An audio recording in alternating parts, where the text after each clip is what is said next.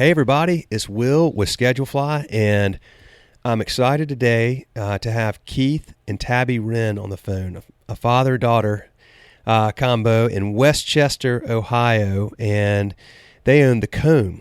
And the Cone has been in business since 1995, so 23 years now in trucking, an ice cream business that's really become an absolute landmark and an institution in Westchester. And the family's all involved, and they love what they do. They work hard at what they do, and they're kind enough, Keith and Tabby were today, to take some time to talk about that. So thank you both for taking your time. I know you're very busy. Thank you. Thank you. So, okay, so I did a little research, so help me fill in some gaps here. Y'all, I think, Keith, your family your dad started an ice cream business, is that right? And you kind of have been involved in the business since actually, yeah, that's correct. But my dad and me started the Cone. Okay. And he was involved in it till just a few years ago when he had to retire because he lives in a retirement facility now. He's unable to work, but I bought it from him a couple of years ago. I purchased it, but he did start it in his original store. I was 14 years old and working in that store on and off throughout growing up. So I've been involved in the ice cream business for about 46 years, I believe. That's awesome, man. You clearly found what you were meant to do, it sounds like. Well, like I said, it was on and off for a while. I've done several other businesses. We owned a mini storage, the family did, which is still behind us, but we don't own it anymore. And we also owned shipping and packing in a storage, or I said a storage place, but a truck rental that was very large. And I did insurance. I sold insurance for 10 years, if you can believe that, during that time also. So, oh, goodness. You're a busy man. This is the longest I've ever done one thing, because before it was like 10 years for the insurance and 10 years for the mini storage. Yeah. Well, and so so since 14 though, you've been in some way or shape or form involved with ice cream. So what, which is, I tip my hat. That's an enduring career and time doing something that, clearly you and your family have brought a lot of smiles to a lot of faces, because when I think of ice cream, I always think of smiles, and especially with families and kids. So tell me a little bit about the Cone. First of all, I want to get into the actual physical presence of the Cone, because it's a unique design, and I feel like you bought something or moved a building up from Florida. Is that right? When you first started? Tell me, what's the story there? Right. The first thing that happened in a nutshell was we went to the township and we presented the proposal to build a giant ice cream cone building, which was 30 foot tall, shaped just like an ice cream cone. Immediately, they told my father, who was there in the meeting, The township did. They says, you can't do this. And he said, well, you show me in the plans or in the zoning rules where it says we can't build it. And the guy thumbed through the plans and or the zoning rules and says, you know what, you can build it. I'm not happy about it, but you can build it, because we forgot to put it in the plan or in the zoning rules. That's great. We copied them from another township or another city. And so that was the beginning of 18 months that it took to build it, because they caused us a lot of grief in building it, because they were against it. And then now they're our best friends, because we're one of the largest draws in the area. We're part of the community big time. We belong to the chamber, and we belong to the Butler County Visitors Bureau, and we're on the map, so to say, for people that come to the area, as well as, the bulk of our businesses, we draw right from around the area, but we also draw from outside the area too. Well, so 30 foot tall ice cream cone. So clearly something that is memorable and a landmark. And so since you built that, have you expanded the building? I mean, how large is the place? Describe it to me a little bit. Yeah, the building itself was an original building that was from Florida. They built these in Fort Myers, Florida. They built big ice cream cones? Big ice cream cones. And Okay. it came in pieces, and they had a few put up, but they were having problems putting them up as well as we did because of cities and zoning and things like that. The building itself, is considered 100% signage, and that's where the rub comes in. Okay. A lot of cities will zone it out because it is shaped like it's very small, the building itself, but we did add a drive-through room to it. And a dining room. Originally, we built the dining room with it now. And then we added a game room. So we have one of the largest pinball collections in the area. Oh, wow. As well as Pac-Man and claw machines and candy cranes and things like that. And kiddie rides outside. These are coin-op rides that the kids play. There's probably, how many you think out there, Tabby? About 20. About 20 kiddie wow. rides out front. So it's kind of a place where, obviously we have kids or teenagers that come here, but we have a lot of families that come here too, because the kids will go play or in the game room or on the kiddie rides as well as eat ice cream. Yeah, you got a little nostalgia going on there too. I'd love to come play some pinball and Pac-Man. You don't see that much anymore. Well, we have a penny press for people that want to collect the penny with our picture of the building on it, as well as 2 other pictures. And the other thing that probably you didn't see, but we have 3 mobile concession units that are also the shape of giant ice cream cones. They're not 30 foot tall, by the way. They're only 12 feet tall, but we pull those around to festivals and also to do a lot of corporate events. In fact, that's why we're doing this podcast on Monday, because we have corporate events. We try not to schedule those on Monday, but we do have them most every day of the week during the season, several at a day usually. Are y'all open year round? Oh no, I don't think we can handle this year round. It's fairly intense. April 1 through October 1st, basically. Yeah. April 6 months. Gotcha. Okay, good. Well, so it's really, really busy for those 6 months, and then you have the other 6 months to take a breath and plan and get ready for another busy season, I would assume. Yeah, we stay fairly busy in the off season, just getting ready, especially with we do over 200 and something events a year.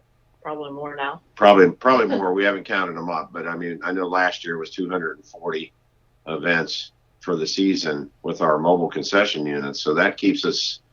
There's a lot of planning that is involved in that, as well as planning for the store too. A lot of we do any work we need to do in the fall. Construction. Like, if we need to redo a trailer or something like that, which we have 2, we're going to redo this off season. So we'll have our hands full just keeping up with that. And then Tabby, how long have you been? So you kind of grew up in the business, I guess. Well, yeah, I was 2 when it opened, so I've been around the whole time. But I really started working when I was 12. Yeah, I probably fired you at that point a couple of times.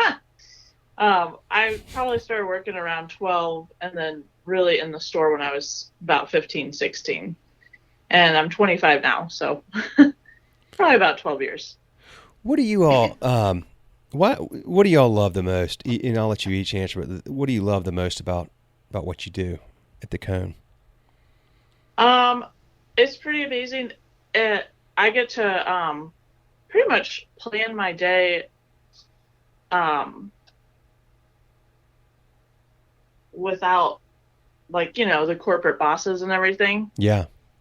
So there's a lot of flexibility with that, which, I mean, obviously there's responsibility as well, and then the customers are generally happy, which is amazing. Yeah. So that's good. Yeah, you're serving ice cream. I bet but like I said, it puts a lot of smiles on a lot of faces, right. I think.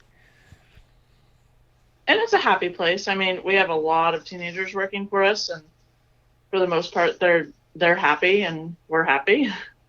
So. Yeah, we don't. The other nice thing is that we don't grill anything here. Okay, so that they don't go home smelling like burgers and fries. which, that's okay, but trust me, I've been in that business before, and you don't want to go home smelling like grease. It's not a good smell. And we have ice cream galore on our menu. I mean, our menu is very intense and very large. Every year it seems like we add something. This year we added the edible cookie dough, which was crazy. Sucked off like you wouldn't believe. Oh, wow. And we're even doing that in our mobile concession units as one of our treats, in addition to just having the cones. I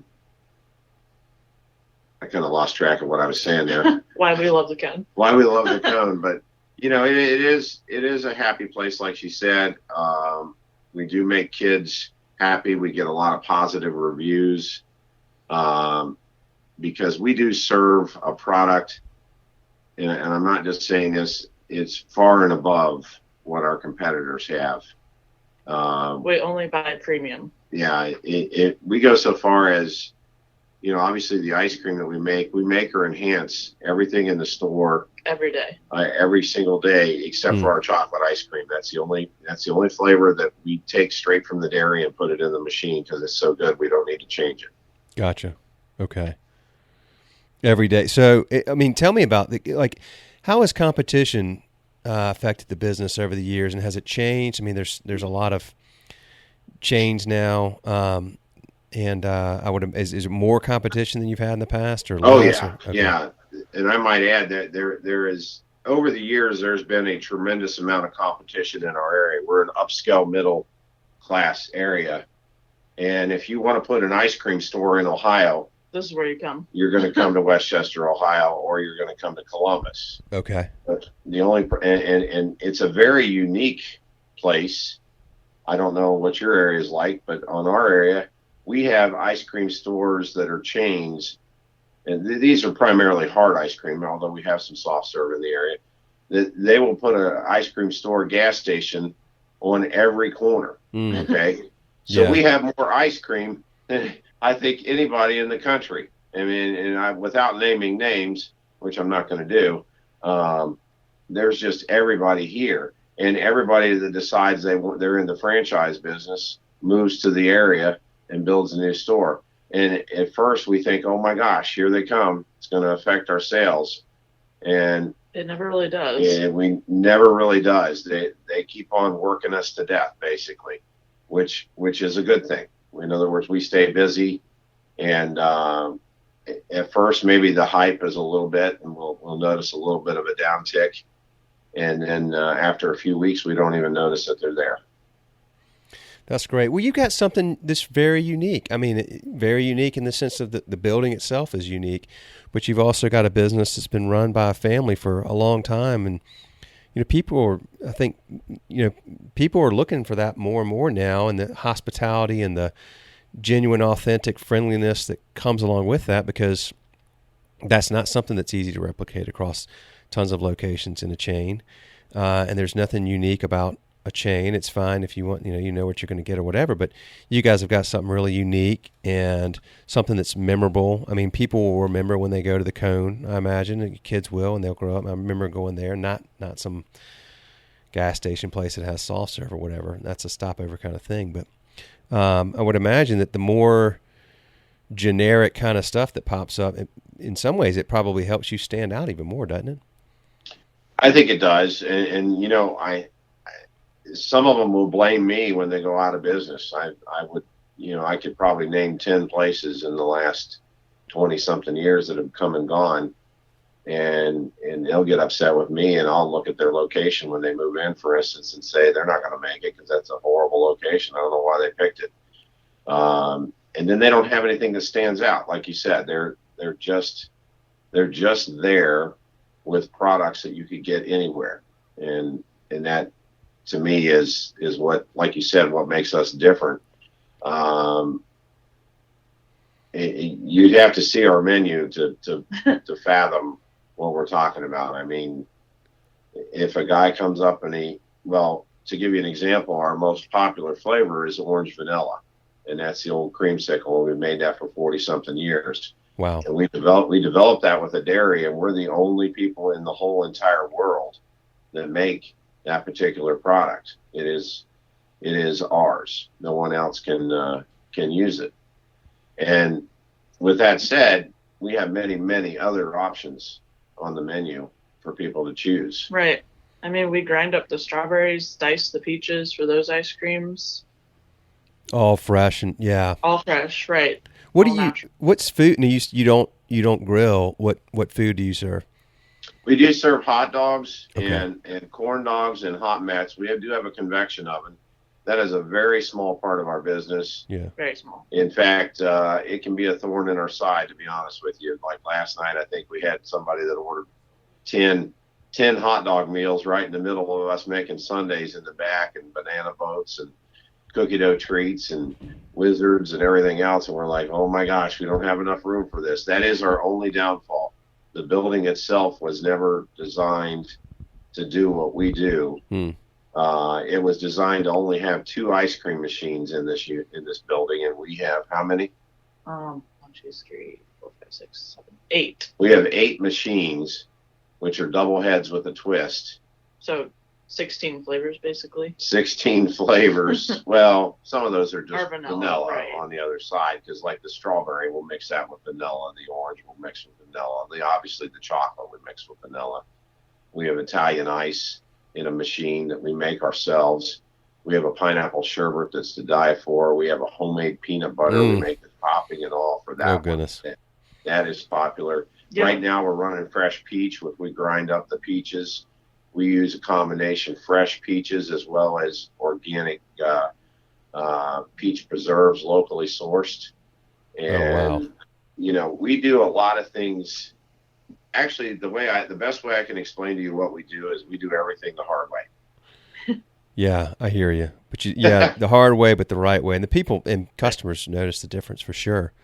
Right. Well, speaking of the hard way, okay, so we talked about what you love. What is the hardest thing about what you do? What is the biggest challenge about what y'all do? Because as I was telling you before we started recording, Keith, I mean, this is a good opportunity for people to learn. It is. There's the image of owning a business like yours, and there are many great things about it. There's also a lot of tough challenges that people don't see a lot of times that sometimes they learn. There is, and I'll let Tabby throw in some things on this after I tell you my take.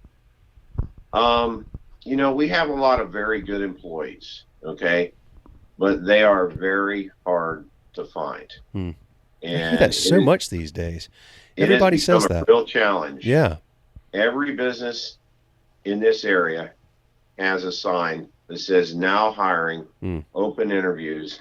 And I will tell you this is something that people don't realize. There are many restaurants in our area who will randomly close the doors a day or an evening because they don't have enough staff to operate the store. Oh my goodness. And they'll close their drive-through. There's chains down the street that close their drive-through on a regular basis because they don't have enough people to operate the drive-through. In Westchester, which is which is where you would come if you were going to so there must be a lot of families there and a lot of folks that are of age to work. Well, there is. But they don't have to work. But they don't have to work. Don't have to Mommy work. and Daddy give them a car. Yeah. Okay. Mommy and Daddy pay for everything and tell them just enjoy yourself. You don't need to work. Okay. So those aren't our employees, and we do have, like I said, very good employees, but that is a tremendous challenge. And everybody always thinks, oh, I can do better. I can get more employees than they do. And trust me, we go to job fairs. We pay more than anybody in the area. Okay. Our kids do very well if they stay with us as far as pay. I won't even tell you how much we pay some of our top people. They make a lot of money. A lot of them, and here's the sad part and the good part for them. It's good and bad. We have employees that are getting 30 hours a week in overtime because we don't have enough staff. Wow. Yeah, so that does cut into the bottom line, but we just, we have to have them. We have to have them because we're not, last night as an example, we have a double drive-through. And sometimes we have to turn it into a triple drive-through. It gets so backed up, even though we're very fast. Our customers compliment us on how fast it goes. It's probably the longest stacking drive-through in the state of Ohio. Goodness. It wraps around our building 2 or 3 times before it comes around to the little booth where they pay. We actually have a booth that looks like a carnival booth. Actually, that's what it is, just so you know. That's it has awesome. Flashing lights. It has flashing lights and everything, just like you see at the carnival.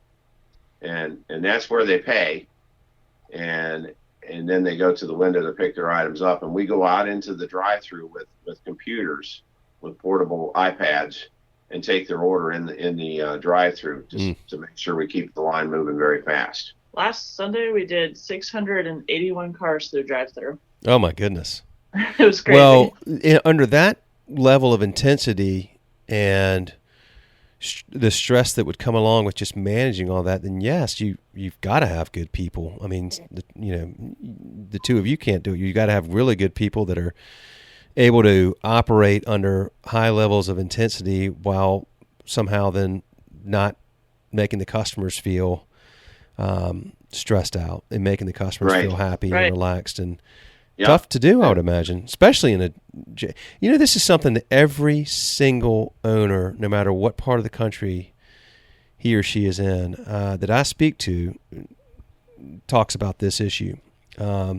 Being without fail, I think every single one has said the biggest challenge right now is finding and keeping good people. It's a tough challenge for this business. I mean, it's a concerning trend.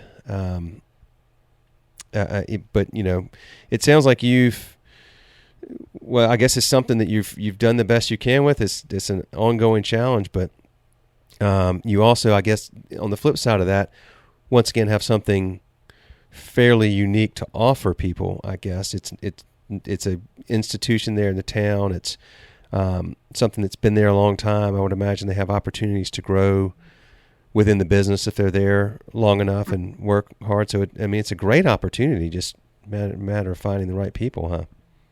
That is correct. And I guess I have employees that if I could duplicate those employees by 10 or 20, yeah. Oh my gosh, it'd be wonderful. But, like I said, we can't do that. I mean, we hire as many good ones as we can.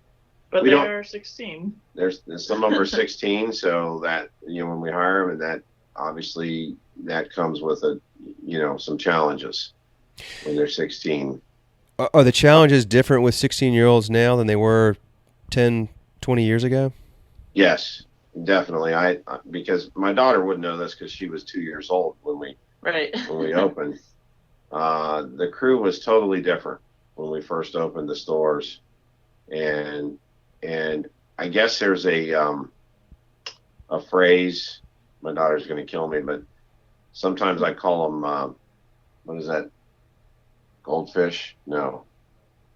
I know what you're talking about. Yeah, because they are the snowflakes, because they are all about me. A lot of them are, and they weren't so much that way when we first started. And don't get me wrong, we have a lot of employees that are very willing to go above and beyond what we even expect. If you say, hey, I'm desperate, we need somebody for Tuesday for a mobile that came off, one of our concession units. We've got several employees that if they're free, they'll just drop what they're doing and help us out, So we have excellent experiences in that regards, just unfortunately not as many as we used to. There's not as much of that going on. So is there,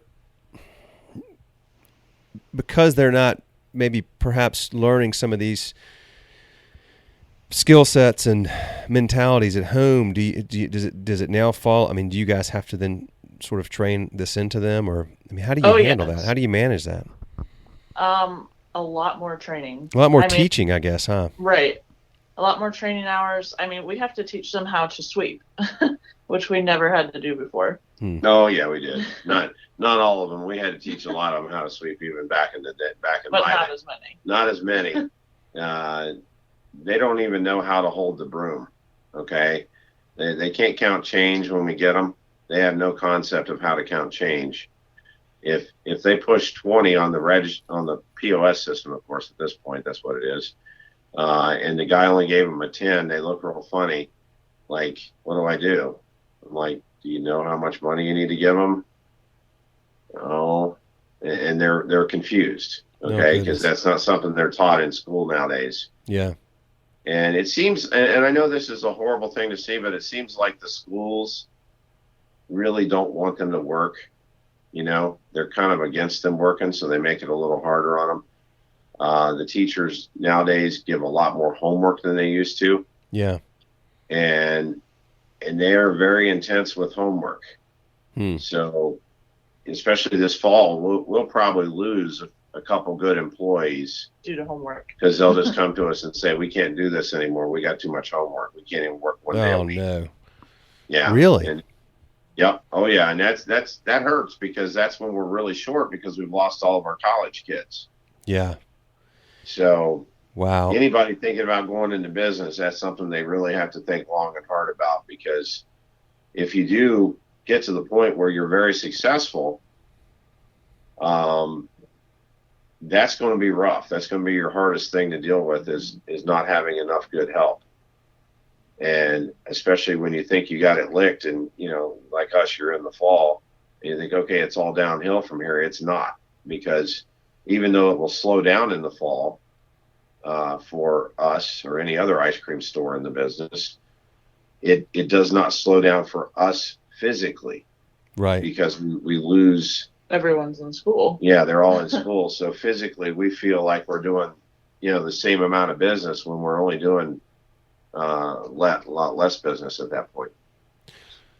Well, this is it's an interesting dilemma, because so the kids are spending more time in school now. The idea is everybody needs to you got to go to college, and then the challenge, though, is it not to get too far on a tangent, but I think it does tie back to this, is that people are, you know, everybody's following that path, and we've got $1.5 trillion in student loan debt now, and people are unfortunately getting out of school, and then not only are they not able, you know, how do you start a business? I worry about just entrepreneurialism in general because of that, because you can't start a business when you're strapped with student loan debt, right? That will never go away. No, you can't. So it's a tough thing. It's really tough if it's starting so early with, you know, kids at 16, 17 years old having to stop working for schoolwork for stuff that, you know, you learn a lot more a lot of times doing what y'all do and interacting with people. I mean, all these skills that you need in any job, you know, the ability to handle a lot of intensity under stress and make people feel happy and communicate with each other, and you know, all the really wonderful skills that you need in any job. You're going to learn those working, especially at a place like yours with the volume you do.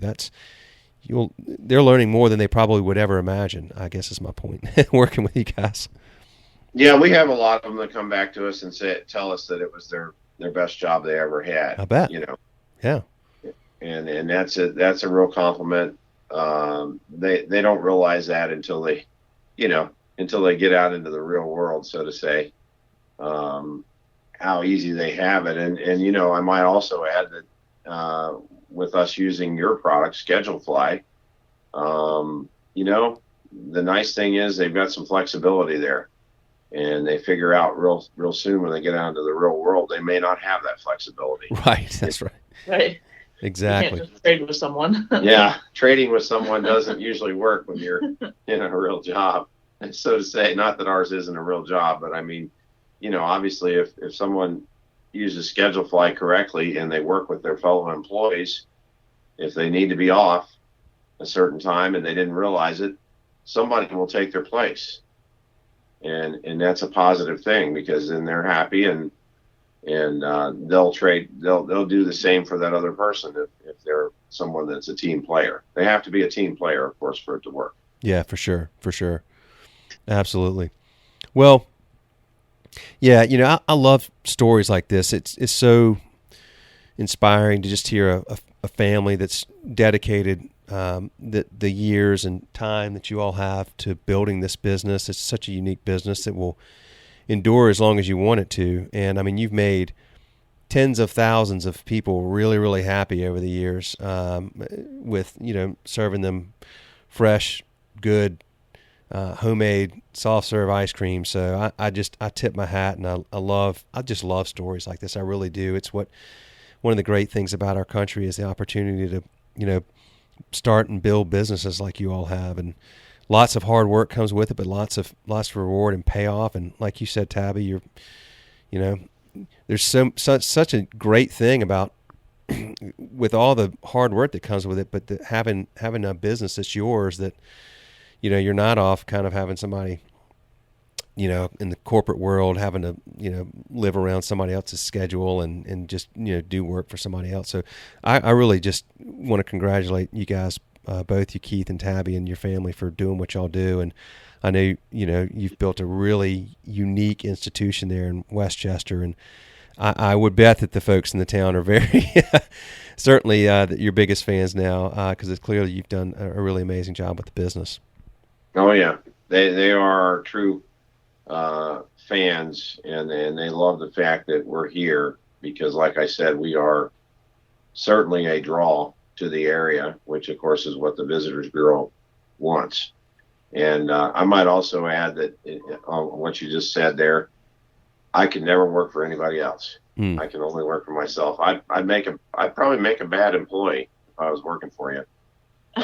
Just because I've been so used to doing it all myself and having my own company your own way all my life and doing it my way. I mean, if in our case, if let's say we have a hot fudge, which we love our hot fudge, but let's say years ago we decided to switch the hot fudge out. Well, that's our decision. Right. We don't have to call corporate up and say, hey, we're gonna change to this better hot fudge. And that's the glory of owning your own business. You get to make that decision. You don't have somebody else tell you. You're going to have to, and a lot of these corporations do that nowadays. They'll say you're going to cheapen your product because you'll make more money if you cheapen it. And we don't have that philosophy at all. I always found that to be a myopic way to look at things, and it's how much of corporate America is managed. It's they're basing decisions on measurable things. Cost of goods and profit margin and everything else. But I always find that, when you have a small business, you can make decisions based on immeasurable things that you can't quantify it, but it's the right thing to do, and people sense that, right? So Correct. It makes a difference. It makes a huge difference. It's why it's so funny that, those types of decisions might lead to short-term profit, and some person or some executive might get a bonus because of some, cost-cutting measure. But long-term, it harms the business because it makes it less and less authentic and real, and the product becomes watered down. And next thing you know, they're making those decisions. You're doing the opposite, and what happens? You've got how many people would you say were in your drive-through yesterday? How many? Last Sunday it was 681 cars. 681 cars coming through a drive-through. Right. Because people want quality, high quality with a smile. I mean, it's just not that. Right. Yeah. But anyway, so I'm violently agreeing with you. I think it's absolutely a great way to. I love to hear that philosophy. I guess well, if you ever get out here, you definitely need to stop by. I know you're a long ways away from Ohio. Where is Westchester? I should have looked on the map. I mean, I've been to Columbus, and I've been to Cleveland, and I've been to Cincinnati. Well, we're in between Cincinnati and Dayton. Okay. Right Yeah. Yeah. Absolutely. I've actually driven from Cincinnati to Dayton before in a previous career, in a previous business, so I know right where you're at. Yeah, it's good country there for sure. Absolutely. And probably nicer weather than further north in the state. Oh yeah. Yeah. Yeah, although it's not as nice as your weather in I believe North Carolina, right? I'm in Charlotte. Yeah. I could give somebody else the humidity, but we'll take that. The weather's pretty nice here. It is pretty good. But well, hey, listen, I know that you all are busy, and I really genuinely appreciate you both taking the time to share the story of the cone and why y'all love what you do, and it's just very inspiring, and also good for folks to hear that there are a lot of challenges that come with it, but at the end of the day, I know that there are probably times when you're saying, God, what in the world, this is exhausting, but you probably ultimately wouldn't trade it for anything. I would guess. Is that fair? That is fair. Absolutely. Yes. Yeah. Yeah. Well, listen, Tabby, Keith, thank you very much for the time. Thank you for the business. We appreciate it. And we're always around if y'all ever need anything, but I'll let you go, but I really do appreciate your time. All right. Thanks for talking to us. Thank you. All right. Y'all take care. You too. You too. Bye. Bye-bye.